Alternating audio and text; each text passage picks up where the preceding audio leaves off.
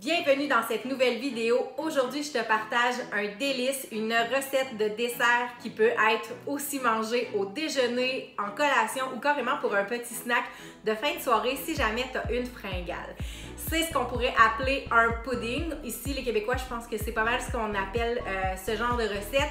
Les Américains appellent ça un cobbler.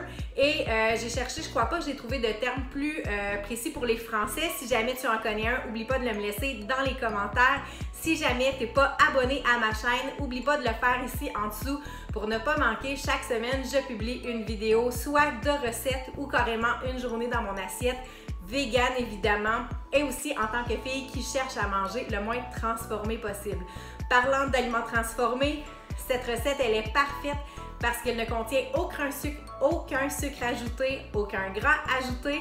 Bref, c'est la recette parfaite, elle est délicieuse et elle est hyper santé. On commence la vidéo maintenant.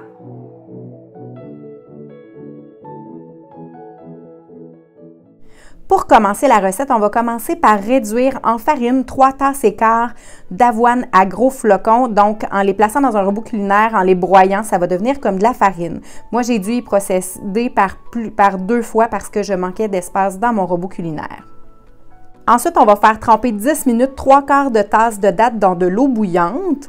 On met ça de côté. Dans un grand plat qui va au four, on va placer 4 tasses de fruits de votre choix. Moi, j'ai utilisé des pêches et des baies. J'ai utilisé des fruits congelés, mais vous pourriez tout aussi bien utiliser des fruits frais.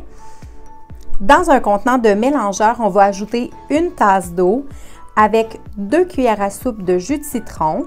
On va aussi venir ajouter une demi-cuillère à thé de cannelle moulue.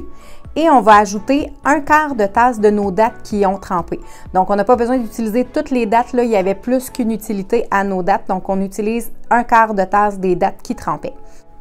Ensuite, on va remettre le couvercle du mélangeur et on va broyer pendant quelques minutes pour avoir un liquide qui est homogène. Dès que c'est fait, on va rajouter 1/4 de tasse de notre farine d'avoine qu'on a fait plus tôt.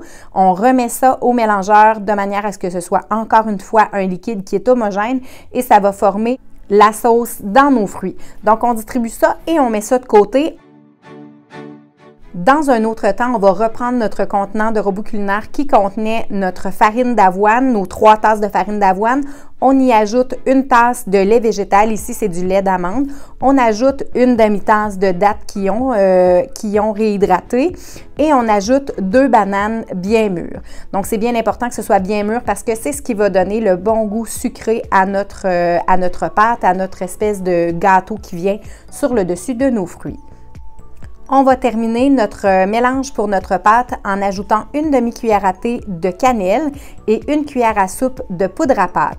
Et on va mettre le tout dans le mélangeur, dans le robot culinaire pour vraiment que ce soit une texture homogène, qu'il n'y ait plus de grumeaux, que les dattes soient bien mélangées. Et on va obtenir vraiment là, une belle pâte à gâteau finalement. Évidemment, ce n'est pas un gâteau qui est très aéré, c'est plutôt un gâteau qui est dense, on s'entend. Ce n'est pas de la farine de blé, donc il n'y a pas rien qui va donner une texture très élastique. Mais comme l'avoine est un grain entier, c'est ce qui fait que ce dessert-là peut aussi être mangé comme déjeuner, comme collation, même en snack le soir, parce qu'en fait, c'est vraiment très santé, c'est que des aliments entiers. On envoie ça au four à 375 degrés pendant 25 minutes. On laisse tiédir un peu et on peut ensuite servir et déguster. Si vous le mangez dans les jours qui suivent, vous pouvez rajouter un peu de lait d'amande à la vanille par-dessus juste pour le ramollir. C'est délicieux. C'est vraiment un beau dessert santé.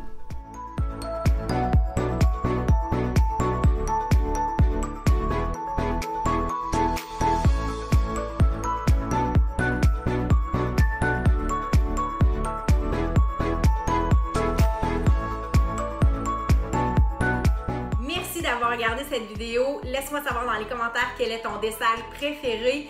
N'oublie pas de me taguer sur Instagram si jamais tu essaies la recette avec ta photo. Et n'oublie pas de t'abonner à ma chaîne pour ne pas manquer la vidéo de la semaine prochaine. Bye!